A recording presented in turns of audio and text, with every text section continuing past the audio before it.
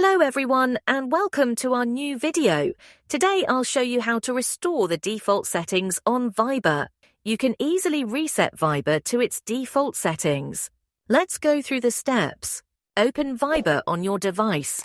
Look for the three dots icon or More option. It's usually located in the bottom menu. Tap on More to expand the menu. From the list of options that appear, find and tap on Settings. In the Settings menu, scroll down and look for General. It's typically towards the end of the list. Tap on General to access additional settings. Now look for the Restore Viber Defaults option. Tap on it and a confirmation pop-up will appear. Confirm your choice to reset Viber to its default settings. That's it. Follow any additional prompts if required to complete the process. If you found this tutorial helpful, please give it a thumbs up, subscribe for more Viber tips, and hit the notification bell to stay updated with our latest videos. Thanks for watching, and I'll see you in the next one.